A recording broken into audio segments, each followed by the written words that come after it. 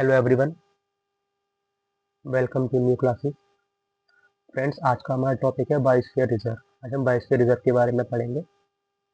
आप देख पा रहे हैं ऊपर बायोस्फीयर रिजर्व। मैं यहाँ पे लिख देता हूँ बायोस्फीयर रिजर्व। आज हमारा ये मेनली टॉपिक रहेगा बायोस्फीयर रिजर्व के बारे में। तो पहले हम इन शॉर्ट फॉर्म में समझ लेते हैं कि मैं बायोस्फीयर रिजर्व क्या है। फिर मैं आपको इसके बाद बायोस्फीयर रिजर्व बताऊंगा इंडिया में कि कहाँ कहाँ पर कौन कौन से बायोस्फीयर रिजर्व हमारे इंडिया में है, क्योंकि हर एग्जाम में बायोस्फीयर रिजर्व पूछे जाते हैं। कि सपोज एग्जाम में क्वेश्चन दिया जाता है कि दिहांग दिबांग बायोस्फीयर रिजर्व कहाँ पर है, तो हमको बताना होगा कि बायोस्फीयर रिजर्व कहाँ पर है। या फिर मैच द फॉलोइंग में क्वेश्चन पाए जाते हैं जहाँ पर 2 से 3 बायोस्फीयर रिजर्व अंगेज स्टेट दे दी जाते हैं, और वहाँ पे आप बायोस्फीयर रिजर्व बताना होता है कि ये बायोस्फीयर किस स्टेट में लाइक करता है। ठीक है, तो बिफोर स्टार्ट मैं आपको ना इससे पहले बायोस्फीयर रिजर्व का बता चाहता हूँ कि मैं बायोस्फीयर रिजर्व कॉन्सेप्ट क्या है, कहाँ से और क्यों कैसे आया। देखो, सबसे पहले व्हाट इज बायोस्फीयर रिजर्व के बारे में मैं बात करूं तो बायोस्फीयर रिजर्व क्या है। ये एक एरिया है। सबसे पहले ये एक एरिया है, टेरेस्ट्रियल हो या मैरीन हो या फिर कोस्टल एरियाज हो। ठीक है, तो इस एरिया में क्या किया, हमने इसको कंजर्वेट किया बायोडाइवर्सिटी बचाने के लिए और उसका सस्टेनेबल यूज करने के लिए। तो किसी भी एरिया को हमने नॉमिनेट कर दिया कि हमारा बायोस्फीयर रिजर्व है। लेकिन क्यों किया है, क्योंकि यहाँ पे कि हम उसको कंजर्व करेंगे। इसका मेन मोटिव हमारा कंजर्वेशन करना, हमें कंजर्व करना है बायोडाइवर्सिटी को। ठीक है, और सस्टेनेबल यूज करना है, और मैन एंड इन्वायरमेंट कैसे मिलके एक सस्टेनेबल तरीके से रहते हैं उस चीज को प्रमोट करना करना था। तो हमने बायोस्फीयर रिजर्व हमने प्रोग्राम्स आए। ठीक है, they are integral components of the, हमारे एक यूनेस्को आपने बहुत सुना होगा, United Nation Educational Scientific and Cultural Organization, उसका MAB man and biosphere reserve programme था। 1971 में बना था एमएबी। सो इन्होंने एमएबी के अंडर यूनेस्को ने इस प्रोग्राम के अंदर बायोस्फीयर रिजर्व का स्टार्ट किया था, बायोस्फीयर रिजर्व। ठीक है, हाँ, तो इस प्रोग्राम में इस तरह आते आते 500 प्लस लगभग रिजर्व अब तक बन चुके हैं, और अक्रॉस 100 कंट्रीज में ये बायोस्फीयर रिजर्व हमारे हैं। ठीक है, तो बायोस्फीयर रिजर्व क्या था ये बता दिया। अब देखो फंक्शन ऑफ बायोस्फीयर रिजर्व। अब बायोस्फीयर रिजर्व काम कैसे करता है, देखो इसके ना एक एरिया होता है। जैसे कि अगर मैं यहाँ पे एक एग्जांपल दूँ जैसे कि अगर ये एरिया नंबर 1 है, जैसे बायोस्फीयर रिजर्व है 1, तो ये इसका कोर एरिया है, ये इसका बफर एरिया है, एंड थर्ड जो सर्कल है ये आपका ट्रांजिशन जोन है। ये कोर एरिया होता है।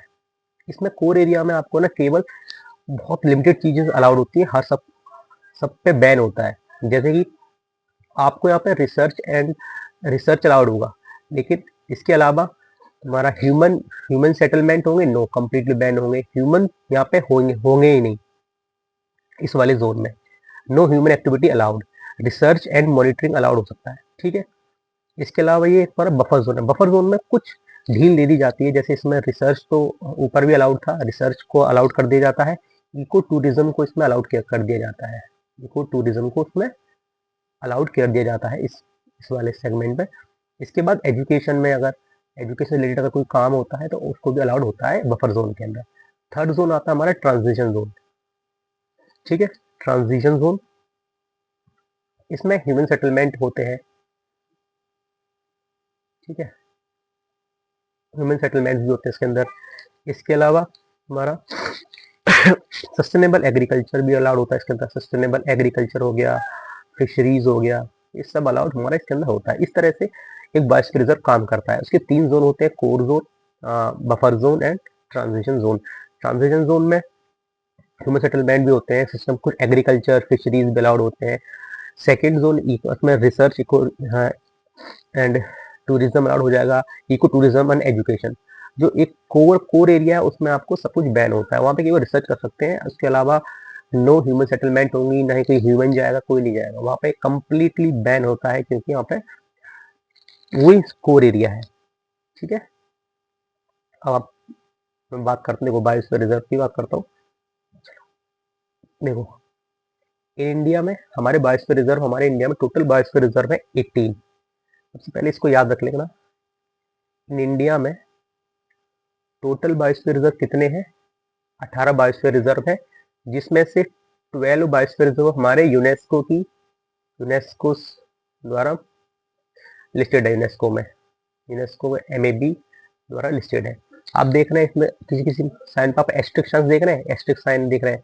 ये तुम्हारे 12 हमारे यूनेस्को की लिस्ट में है, 18 हमारे इंडिया ने नोटिफाइड की है। ठीक है, एक्चुअल में करता कंट्री नोटिफाइड है, उसको रिकॉग्नाइज यूनेस्को करता है, तो हमने 18 नोटिफाइड किए, 12 हमारे रिकॉग्नाइज्ड है। ठीक है, तो आप ये मैप देख पा रहे होंगे यहाँ पे। पहले आपको मैं सीधे सीधे नाम बता दे रहा हूँ कि कौन सा बायोस्फीयर रिजर्व कहाँ पर। देखो अक्रम हिमाचल स्टार्ट करते हैं, नॉर्थ इंडिया से। सबसे पहले कोल्ड डेजर्ट बायोस्फीयर रिजर्व आता है जो तुम्हारा हिमाचल प्रदेश में है।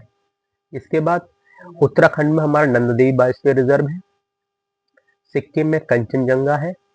मानस और डिब्रू सैखोवा, आसाम में 2 बायोस्फीयर रिजर्व है हमारे, मानस एंड डिब्रू सैखोवा। अरुणाचल में दिहांग दिबांग बायोस्फीयर रिजर्व है। मेघालय में नोकरेक बायोस्फीयर रिजर्व है। वेस्ट बंगाल में सुंदरबन है। उड़ीसा में सिमलीपाल है। आंध्र प्रदेश में शेषाचलम बायोस्फीयर रिजर्व है। तमिलनाडु में गल्फ ऑफ मन्नार। तमिलनाडु में अगस्तमलाई। कर्नाटक में नीलगिरी। अचानकमार अमरकंटक 2 जगह है ये वाला। ये छत्तीसगढ़ MP के बॉर्डर पर है, छत्तीसगढ़ MP में में आता है ये। मध्य प्रदेश में अचानकमार अमरकंटक के अलावा पन्ना टाइगर रिजर्व, पन्ना बायोस्फीयर रिजर्व और पंचमढ़ी बायोस्फीयर रिजर्व भी हमारे मध्य प्रदेश में। तो मध्य प्रदेश में टोटल हमारे 3 बायोस्फीयर रिजर्व आते हैं। इसके अलावा कच्छ हमारा गुजरात में बायोस्फीयर रिजर्व है। अब ये हमने यहाँ से पढ़ लिया। अब मैं आपको इसको मैप बना के मैं आपको इसके बता दे रहा हूँ, क्योंकि मैप बनाने के बाद हम ना चीजें अच्छी तरह ग्रैब कर सकते हैं। ठीक है,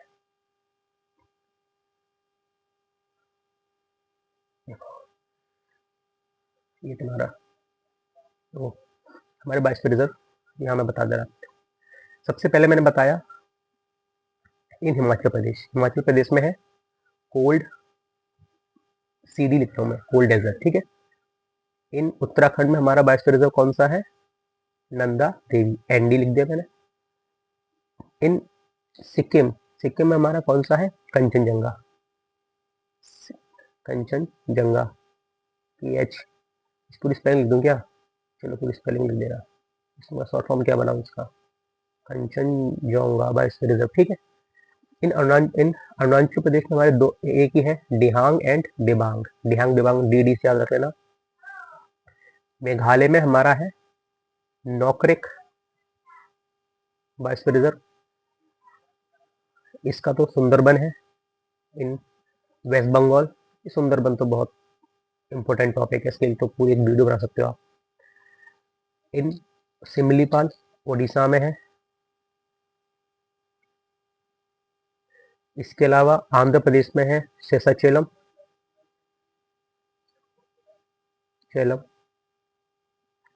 गल्फ ऑफ मन्नार हमारा कहाँ पर है? गल्फ ऑफ मन्नार कहाँ है? तमिलनाडु में। ग्रेट निकोबार है हमारा एक बायोस्फीयर रिजर्व, ये भूल गया था। ये ग्रेट निकोबार बायोस्फीयर रिजर्व हमारा अंडमान निकोबार आइलैंड ग्रुप्स में है। इसके अलावा केरला में हमारा है अगस्तामलाई,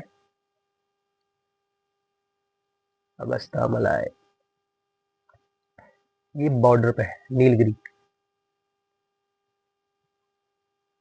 ठीक है, इसके बाद ये हमारा MP वाला एरिया आ गया। MP में एक यहाँ पे हमारा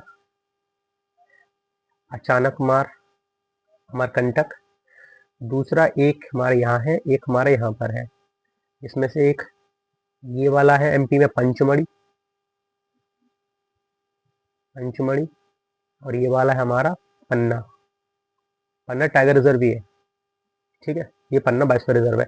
इसके अलावा एक हमारे यहाँ पर है कच्छ में है, गुजरात, सॉरी KUCH, कच्छ में हमारा एक बायोस्फीयर रिजर्व है, और कच्छ नाम से बायोस्फीयर रिजर्व गुजरात में है। ठीक है, इस तरह से हमारे टोटल 18 बायोस्फीयर रिजर्व हमारे पूरे इंडिया में है। ठीक है, तो काफी क्वेश्चन पूछ लिए जाते हैं इस पे। इसके अलावा मैं आपको एक चीज बताने वाला था।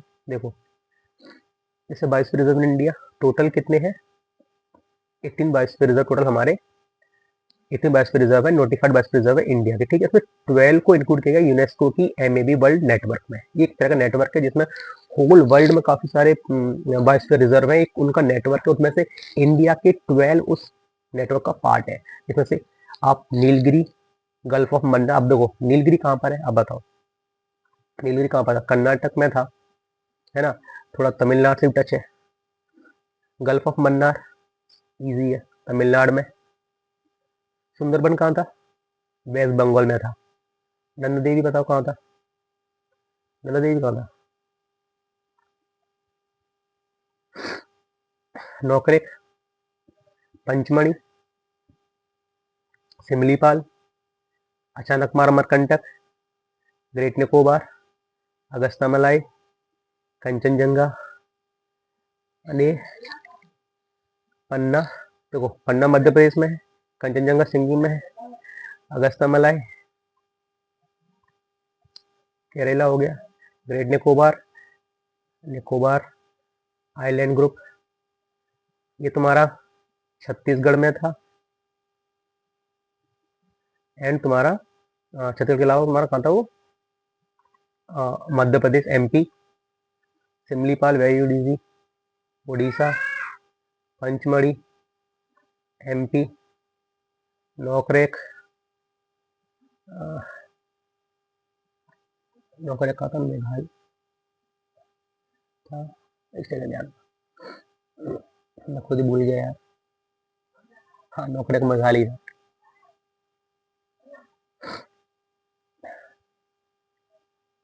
ठीक है, और नंदा देवी कहाँ था तुम्हारा, तुम्हारा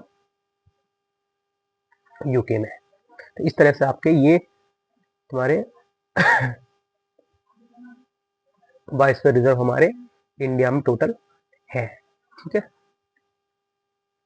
अब देखो ये तो हमने इतने याद कर लिए, आपको याद रहने चाहिए। इसके अलावा ना क्विक फैक्ट काफी पूछ ले जाते हैं किसी भी वनडे एग्जाम में, काफी ना ये बहुत ज्यादा पूछा जाता है। देखो सबसे पहला है, अगर हम बात करें largest biosphere reserve, largest biosphere reserve हमारा कहाँ पर है, great Rann of Kutch, Gujarat.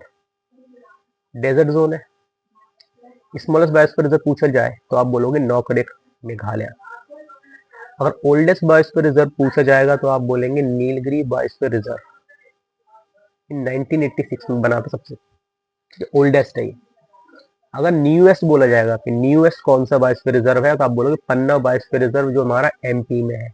MP में इसके अलावा दो और बायोस्फीयर रिजर्व कौन कौन से थे, पंचमढ़ी एंड अचानकमार अमरकंटक। ठीक है, विद मोस्ट बायोस्फीयर रिजर्व किस स्टेट में है, तो मैंने बताया था एमपी, एमपी में पंचमढ़ी, अचानकमार अमरकंटक, पन्ना, उसके साथ तमिलनाडु में नीलगिरी भी है, गल्फ ऑफ मन्नार, अगस्ता मलाई भी तुम्हारा आता है। तो दो स्टेट्स हैं जहाँ पे तीन तीन बायोस्फीयर रिजर्व है, उसके अलावा बायोस्फीयर रिजर्व हमारे एक एक फैक्ट्स है। ठीक है, एक बार मैं दोबारा बता दे रहा हूँ। देखो बायोस्फीयर रिजर्व कौन कौन से, 18 बायोस्फीयर रिजर्व है हमारे इंडिया में, जिसमें से हिमाचल में है कोल डेजर्ट, यूके में है नंदा देवी, सिक्किम में है कंचनजंगा,